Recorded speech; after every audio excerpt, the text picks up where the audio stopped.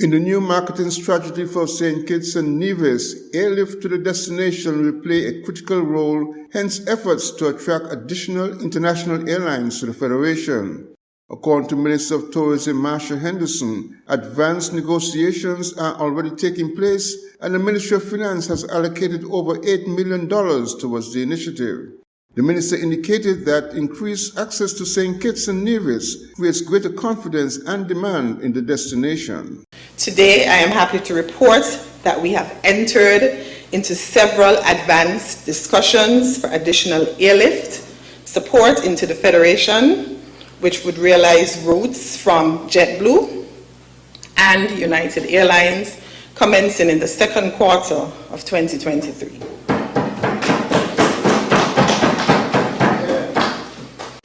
We will also tackle, Madam Speaker, the issue of interregional travel by partnering with LIATS and Inter-Caribbean Airlines to ensure that our brothers and sisters in the diaspora and in the region can access the destination and enjoy the true Kittitian experience.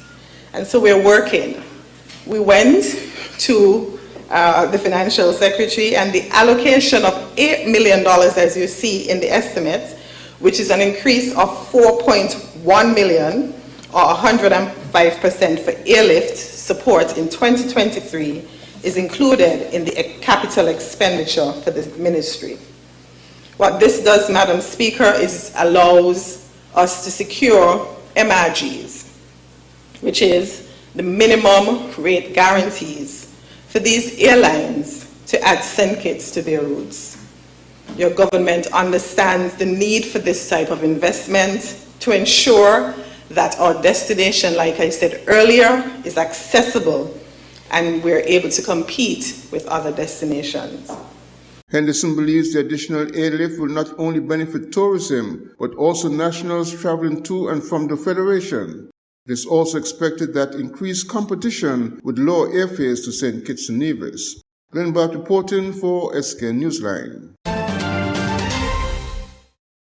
The police have charged 65-year-old Agatha James Andrews of Halfway Tree on 3 counts of offense of forgery and 3 counts of the offense of uttering forged documents. She was arrested and charged on December 14th.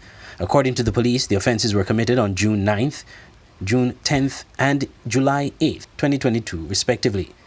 The search warrant was executed on December 14th on the law office of James Andrews, and a number of items of evidential value were taken into police custody. Later that day, she received bail in the sum of $40,000, with one surety with the condition that she surrender all travel documents. She's scheduled to appear before the Bastia Magistrates Court on January 31st, 2023. Investigations into the matter are ongoing. I'm Andre Huey for SKN Newsline. The SKN Newsline newscast is brought to you by Smart Electronics, the way to live a smart life, and Tiranga Restaurant, for the finest in Indian cuisine. Excellent Indian cuisine, fine dining. It's Tiranga Restaurant at the Royal St. Kitts Plaza in Frigate Bay. Tiranga offers the authentic flavors of Indian cuisine in a warmly adorned 150-seat restaurant. Named after the tricolor flag of India, Tiranga comprises of traditional and regional-inspired Indian cuisine. The restaurant offers a sophisticated fine dining experience with a charming staff, discreet service, and tantalizing food that few can compete with. Call 662-5846 or visit tirangastkitts.com. Tiranga Restaurant, a taste of authentic India.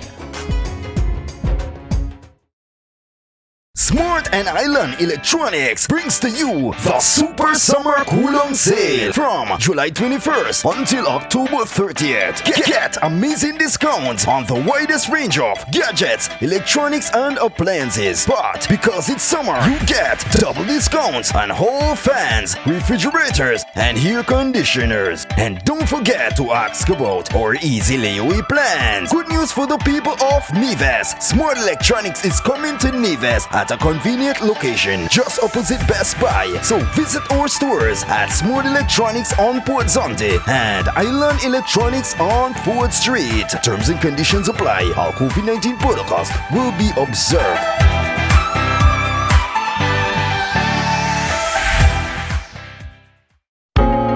When visiting St. Martin, you want clean, affordable accommodations. You need Midtown Motel in the heart of Phillipsburg, a place where you can relax, take a stroll on Great Bay Beach, and that provides you easy access to great shopping. Midtown Motel, located on Front Street, Phillipsburg, St. Martin. Call Midtown Motel at 721-542-0614 and book your stay today. The SKN Newsline website now offers you more news. Log on to www.sknnewsline.com for local, regional, and international news. You can also watch the latest newscast and keep abreast with news in sports, all from sknnewsline.com. That's www.sknnewsline.com. News at your fingertips.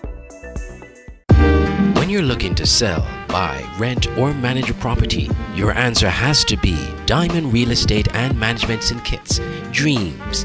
They provide oversight of real estate and physical property in St. Kitts and Nevis, perform regular maintenance, utility payments, and safety checks to ensure your property is well kept. Dreams manages and optimizes your rental listing, recruits tenants, and much more. Looking to sell that parcel of land or property, or dreaming of owning your own? Trust Dreams under the leadership and experience of its CEO, Velma Merchant. Many can attest to her professionalism and customer service. Diamond Real Estate Management St. Kitts. Call 663-7326 or visit their office at 15 Shadwell Industrial Estate, making your real estate dreams come true.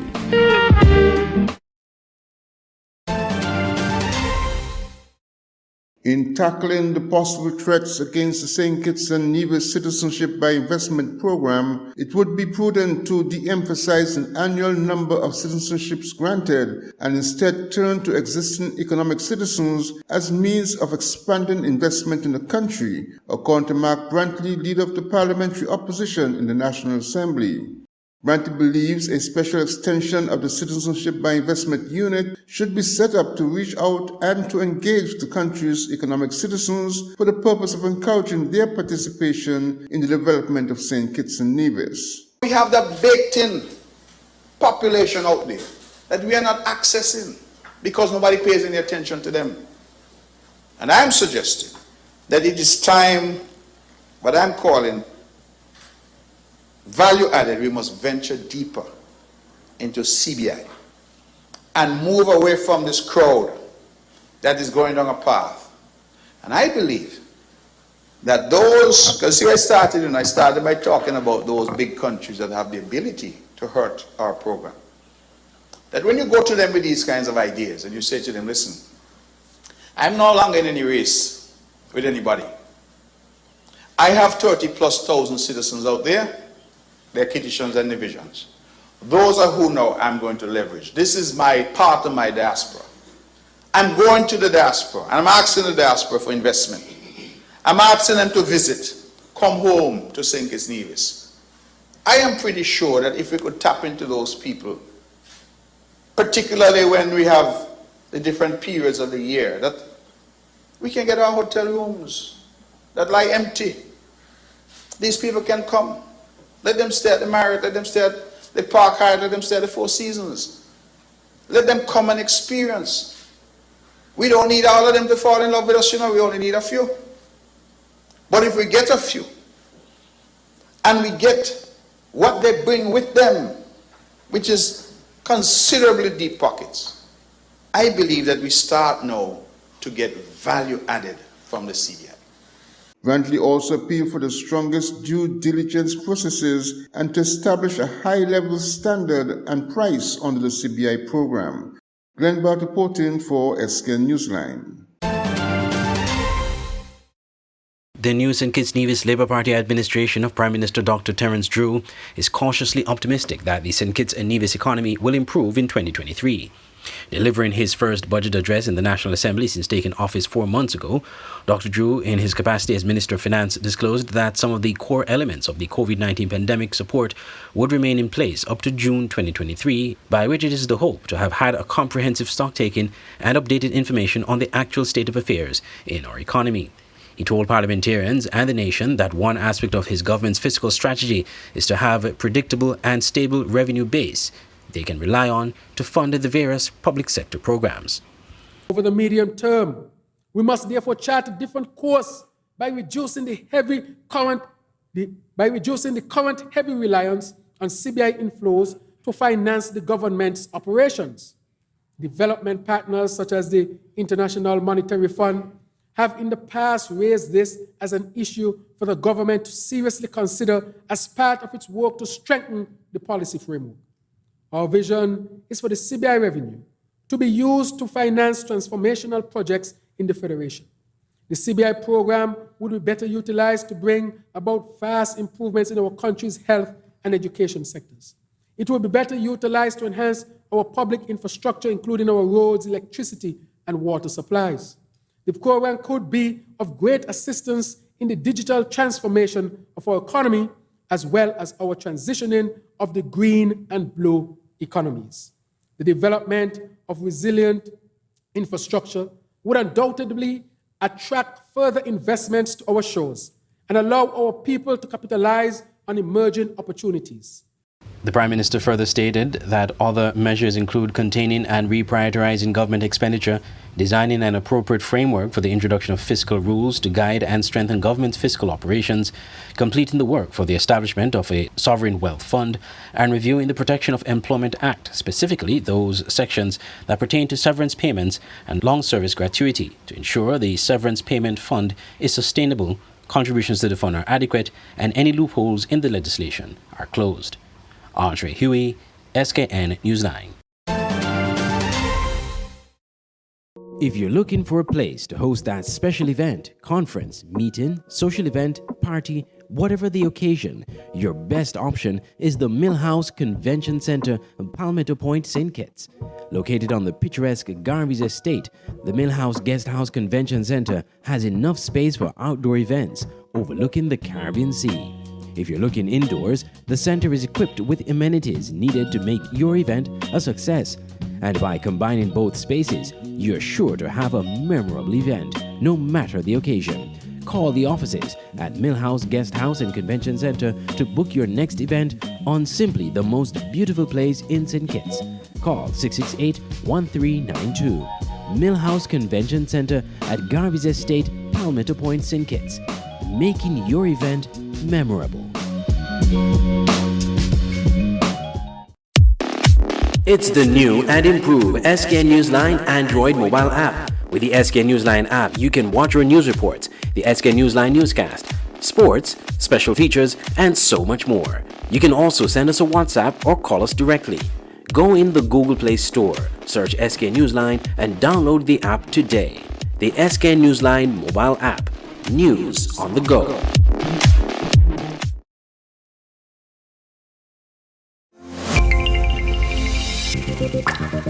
An open interactive event can be described as tremendous, effective, on par with any conference around the world.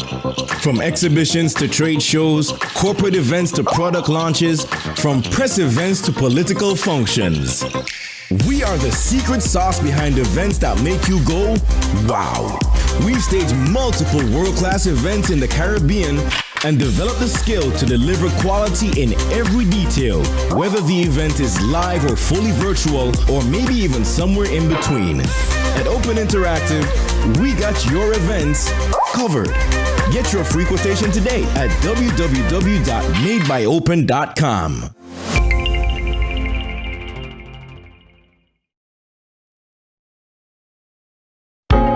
When visiting St. Martin, you want clean, affordable accommodations. You need Midtown Motel in the heart of Phillipsburg, a place where you can relax, take a stroll on Great Bay Beach, and that provides you easy access to great shopping.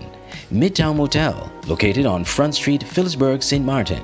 Call Midtown Motel at 721-542-0614 and book your stay today.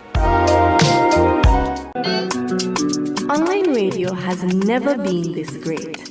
It's Voice of the Caribbean Radio at voiceofthecaribbean.net. Tune into Voice of the Caribbean Radio for great Caribbean programs, news, entertainment, sports, and current affairs. Wake up each morning and be inspired with One Day at a Time with Kim Huey.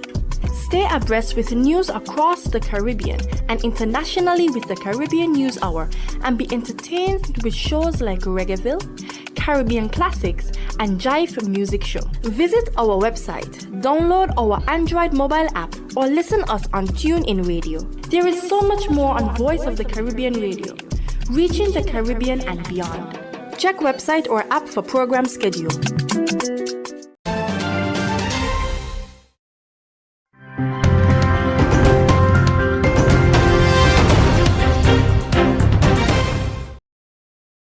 In a landmark judgment on Tuesday, December 13th, the Barbados Supreme Court issued a ruling that declared the laws which criminalize consensual same-sex relations to be unconstitutional. Executive Director of the Eastern Caribbean Alliance for Diversity and Equality, ECADE, Kenneth Placid, says the organization welcomes this outcome to the litigation.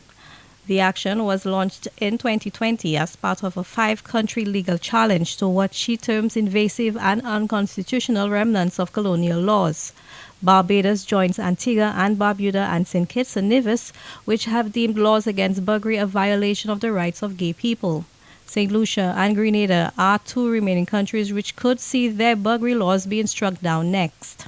We are very happy to see the courts coming to this decision, as it's a stepping stone in understanding, in recognizing the citizens that actually identify as LGBT. While ECADE remains optimistic about a similar judgment being handed down by the Eastern Caribbean Supreme Court here in St. Lucia, Placid, however, acknowledged that there was left more work to be done to amend other pieces of legislation here. Every country has its own sovereignty, and so we cannot say for sure that this case will actually have the same ruling, although we are hopeful. We are happy to see the Gender-Based Violence Act approved March of this year, of 2022. However, the sexual offenses still need some amendments to ensure gender-neutral language is used more often, that where offenses are committed, it's not male or female, but it's either, and any person can be brought into scrutiny under any of the laws. As part of civil society, ECADE says it will continue to work very closely with the government and the legal fraternity to help make the necessary changes. For the DBS News World, I am Zane Romulus. The vision that Presidents Fidel Castro and Hugo Chavez, la visión de los presidentes Fidel Castro y Hugo Chávez, held for our America, para nuestra América, is still within reach. Aún está al alcance de nosotros. A self-reliant region, una región autosuficiente, built on mutual respect, creada a partir del respeto mutuo, and the principles of solidarity, y los principios de la solidaridad, la colaboración, and economic complementarity. That was Prime Minister Deacon Mitchell delivering his maiden address at the 22nd Summit of the Bolivarian Alliance for the Peoples of Our America, TCP Summit in Cuba on Wednesday. He reminded regional leaders that they have the potential to drive their own development through strategic partnership and the reorientation of trading patterns towards greater intra-regional exchanges. Increased South-South cooperation, la mayor colaboración sur-sur, provides avenues for the promotion of socio-economic reform, brinda vías para el desarrollo económico y la reforma social, through trade and investments, a través del comercio y las inversiones, and the development of joint projects, y el desarrollo de proyectos conjuntos, and initiatives that meet our unique e iniciativas que satisfagan. To achieve this, he said they need to bridge the language barrier that hinders free, fluent exchanges amongst our people. Recalling the collaborative power held by past leaders, Prime Minister Mitchell said it's time the region stand firm against the unfair and immoral embargo against Cuba. Comrades, compañeros, it is not enough to no es suficiente advocate for an end to the embargo. Con abogar sencillamente por el fin del embargo. We must find avenues of collective leverage to ensure its end. Que buscar vías colectivas de influencia para hacer que lo levanten. through strategic alliances a través de alianzas estratégicas with brothers and sisters con los hermanos y hermanas throughout the world who share a similar view. Quoting the great Dr. Martin Luther King, Prime Minister Mitchell says injustice anywhere is a threat to justice everywhere. We equally reject Cuba's designation by the United States Asimismo, rechazamos la inclusión por parte de Estados Unidos a Cuba as a state sponsor of terrorism. como un Estado que fomenta el terrorismo. And we continue to stand shoulder to shoulder Y continuamos hombro con hombro with the great people of Cuba en la defensa del gran pueblo cubano, in their fight to exercise the right to choose their own path. en su lucha por ejercer el derecho de escoger su propio camino. Similarly, De igual manera, we look forward to the lifting of sanctions placed esperamos on que the se Bolivarian Republic levanten Oh, of Venezuela. Addressing the summit 1 week after a 2-day visit to Grenada by Cuban President Miguel Diaz-Canel as part of his tour of Caribbean countries, he reminds his colleagues that this month also marks the 50th anniversary of the establishment of diplomatic relations between CARICOM and Cuba. The Prime Minister returned to Grenada on Thursday in the company of Minister for Foreign Affairs, Trade and Export Development, Joseph Andel, Deputy Permanent Secretary in the Ministry of Finance, Ms. Siobhan Britton, and Petro-Caribbean Chair, Mr. Hassan Hadid. Cherry and Blackman Stephen, GBN News.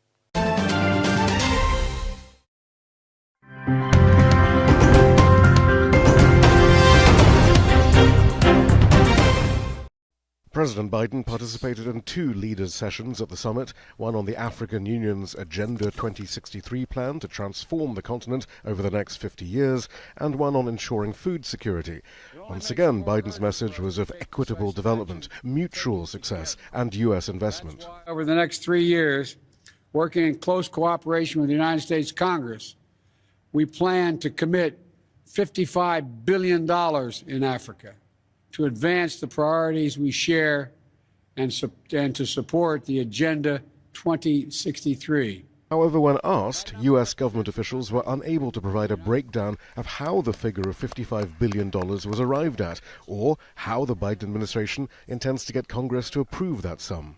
The president of the African Union welcomed the U.S.'s renewed commitment to Africa, but called for Washington to end its economic sanctions on Zimbabwe and its plans to sanction other African countries via the so-called Malign Russian Activities in Africa Act, still working its way through Congress. This bill, with its sanctions, which targets a whole continent, is the first in international relations.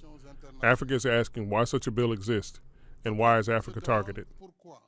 At least outwardly, the U.S. has changed its tone at the summit, not publicly hectoring African nations about decisions Washington doesn't agree with.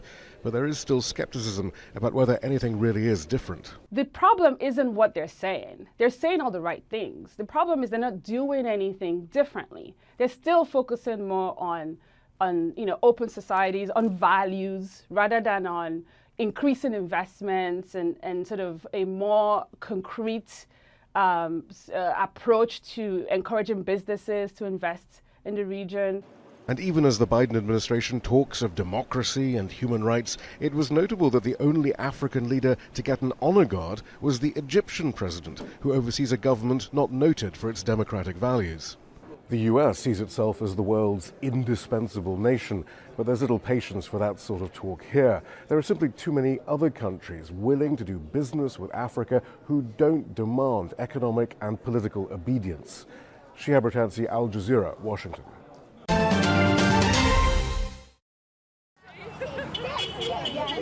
It's -8 degrees on the picket line outside Oxford's Warnford Hospital. The nurses here undeterred as passing cars honk their support. They're joining colleagues across England, Wales and Northern Ireland in the first strikes of their kind in the history of the National Health Service, a service that many say is on the brink of collapse. We've lost thousands and thousands of nurses during the pandemic, but pre-pandemic and post-pandemic. Actually, the nursing profession has been chronically affected by our government and things that have happened in the world for a really, really long time. We met one of the nurses, Rachel Ambrose, at home the day before the strike. Full-time heating is no longer affordable, so when the children are out at school, it's freezing. She's been a nurse for 20 years, and for much of that time, Rachel says her salary has been stagnant or fallen in real terms as the cost of living, particularly this year, has gone up. So from the summer, we were averaging about £160 a month, and that was already an increase from the April, I think, when it went up. And yeah, it's shot up. It's nearly £400 now. Prices just keep going up, and we're just expected to swallow it, and it's not physically possible.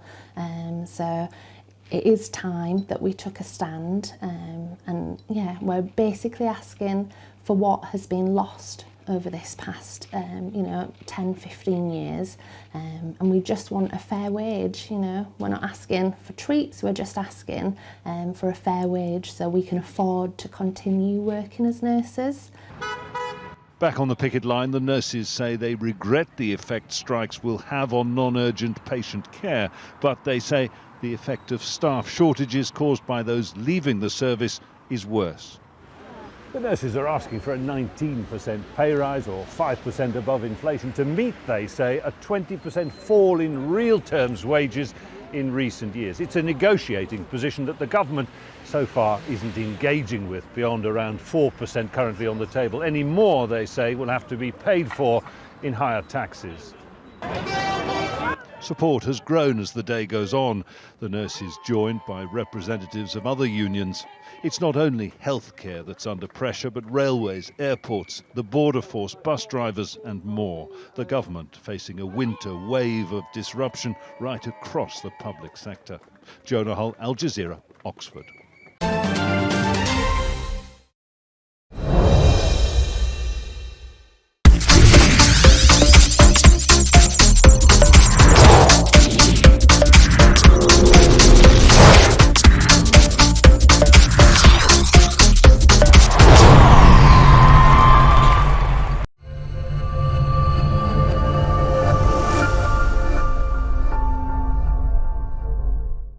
Flow 4GK Rockets, former back-to-back Premier League champions, had what one might call two tales of the season.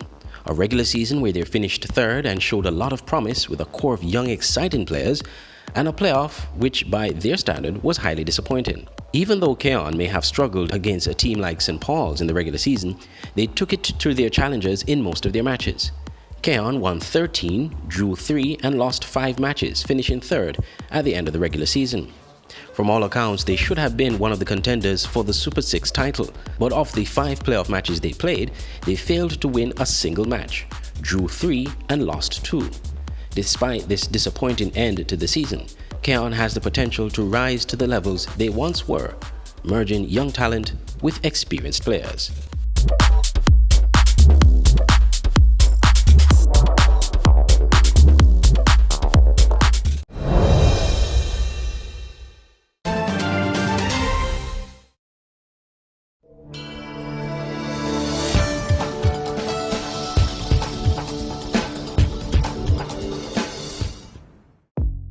Welcome to the SKN Newsline Weather Report. I am Janil Boone.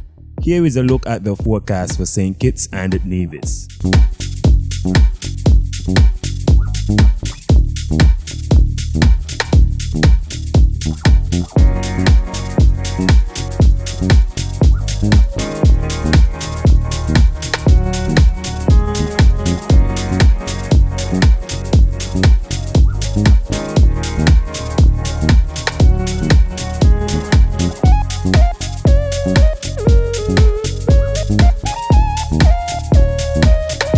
For a more detailed weather report, visit our website at www.sknnewsline.com.